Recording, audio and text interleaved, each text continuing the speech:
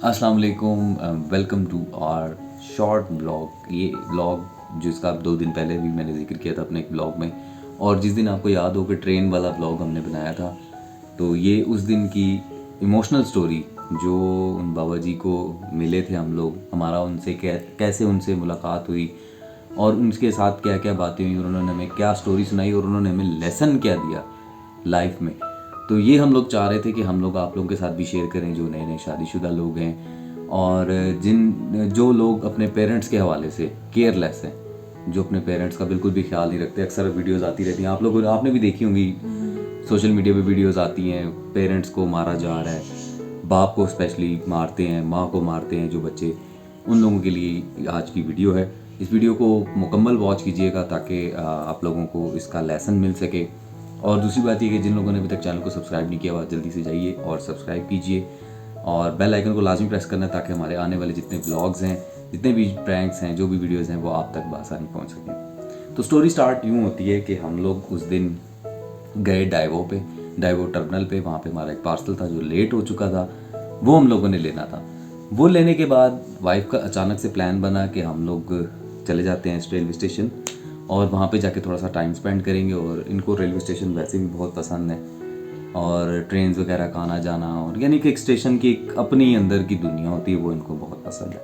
अच्छा जी, अब क्या होता है, हम लोग सतारा स्टेशन विज़िट कर चुके होते हैं और खाना वगैरह का प्लान बन रहा होता है, भूख लग रही होती है। तो वाइफ मुझे कहती है कि आप जाएं, पकोड़े और रोटी, जो हम अक्सर ट्रैवल करते थे रेलवे स्टेशन वगैरह पे जाते हुए, तो ये चीज़ें हम लोग खाते थे, तो क्यों ना उसकी याद ताज़ा कर ली जाए। तो हम लोगों ने वहाँ से पकोड़े और रोटी ली और प्लेटफॉर्म के दूसरी तरफ, यानी कि प्लेटफॉर्म की एक साइड पे ट्रेन लगी हुई थी, सब मुसाफिर तैयार थे, जा रहे थे, और प्लेटफॉर्म की दूसरी साइड पे जो ट्रेन आनी थी उसने जाना था पेशावर से मुल्तान, आई थिंक, है ना, कुछ ऐसा ही है। जिसने शाम में जाना हाँ, जिस पे बाबा जी ने बैठ के वो जाना तो था। पेशावर से उधर की थी, कराची की। पेशावर से कराची की ट्रेन, नहीं, हवेलियां से चली हाँ, थी वो, हवेलियाँ से हज़ारा एक्सप्रेस। तो उस प्लेटफॉर्म पे हम लोग जाके बैठ गए और पकोड़े और रोटी के साथ हम लोगों ने खाना खाया। अभी खा के मतलब खा ही रहे थे, अभी खा ही रहे थे तो वो लड़का आ गया था। हम लोग खा ही रहे थे तो वहाँ पे एक लड़का आया। इतनी एज नहीं थी उसकी, ज़्यादा से ज़्यादा 18 to 20 का था वो, इतना ही था। हाँ तकरीबन। तो छोटा बच्चा ही था, बहुत बड़ा हम नहीं कह सकते। तो वो बुजुर्ग उसके साथ थे, तो मैं तो समझी शायद कोई उसके नाना है या दादा है। लेकिन जब वो उनको बिठाया वहाँ पे, उनको कहता है आप बैठे, मैं आता हूँ थोड़ी देर में ना। वो फिर गया, उनके लिए चाय लेके आया, फिर उनको कहा कि अच्छा अब मैं चलता हूँ ना। तो फिर वो चला गया उनको छोड़ के। फिर मुझे हुआ कि वो क्यों छोड़ के उनको आधे में चला गया। फिर मैंने उनको पूछा तो उन्होंने कहा कि इस तरह से मैं कराची से आता हूँ हर कुछ दिन बाद। उनकी ना नज़र का मसला था, उनको नज़र बहुत कम आ रहा था। तो कहते हैं मैं अलशिफा में आता हूँ, हर 10 से 15 दिन बाद के आ जाता हूँ मैं।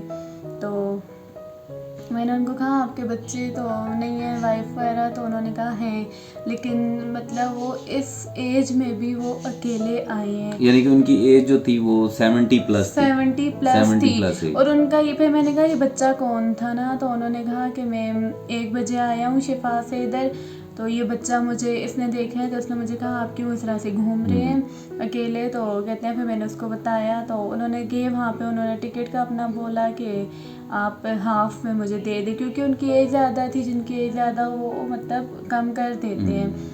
तो वो उन्होंने नहीं किया, उन्होंने कहा नहीं आपने पूरे पैसे देने हैं। उनके पास पैसे भी नहीं थे, सिर्फ 1000 रुपीज़ थे उनके पास। तो फिर उस लड़के ने उनको पैसे भी दिए और उनको चाय वगैरह पिलाई और वहाँ छोड़ दिया। कहाँ अब मतलब जहाँ पे ट्रेन आनी थी ना, उस साइड ला के उसने छोड़ दिया वहाँ पे उनको। और उसने कहा अब मैं चलता हूँ, क्योंकि उसने खुद भी कहीं जाना था। तो वो उनको वहाँ बिठा के तो खुद लड़का चला गया था, बच्चा था छोटा सा। तो वो अंकल उसको बहुत ज़्यादा दुआएं दे रहे थे, हालांकि उसका कोई भी उनके साथ वो लेना देना नहीं था, ना कोई इसके रिश्तेदार थे।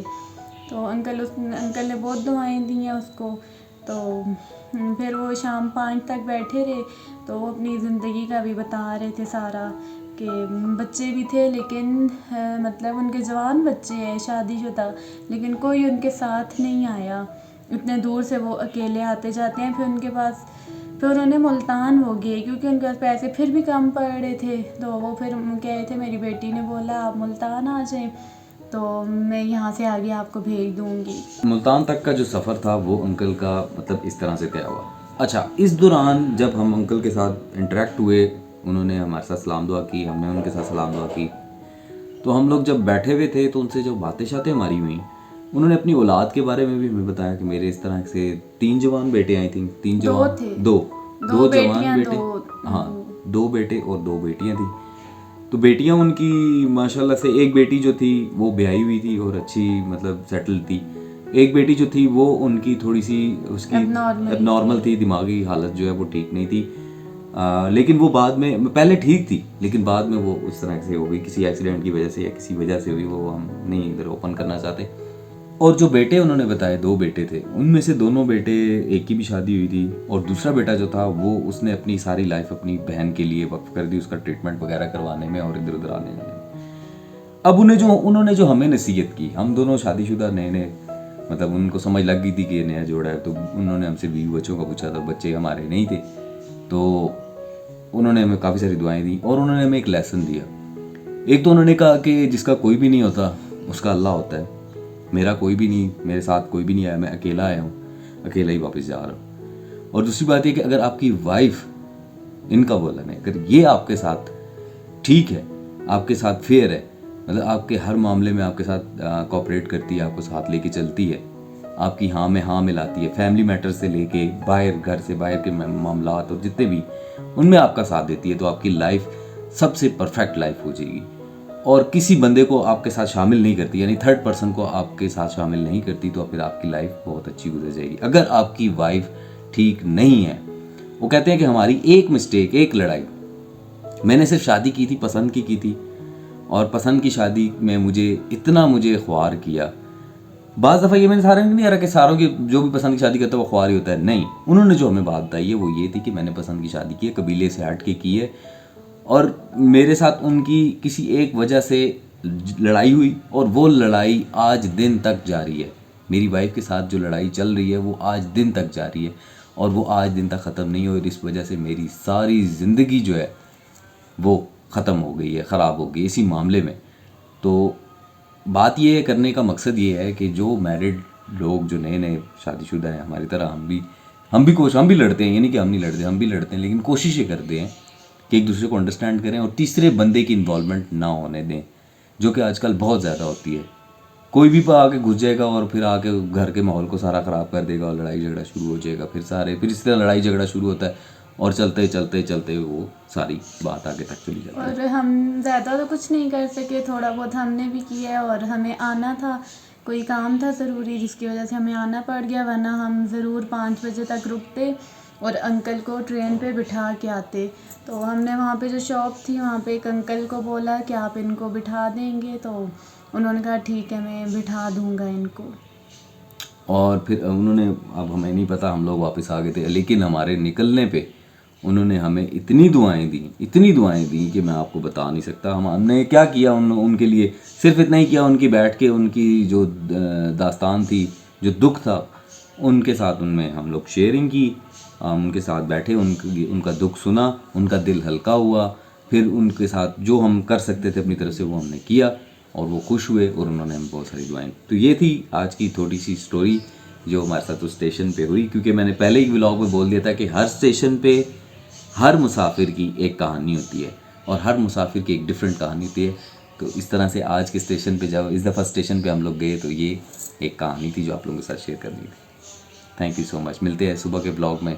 तब तक के लिए अपना और अपने वालिदैन का बहुत सारा ख्याल रखें, जिन्होंने आपको पैदा किया, बड़ा किया और इस मुकाम तक पहुंचाया कि आप लोग कुछ बने हुए हैं।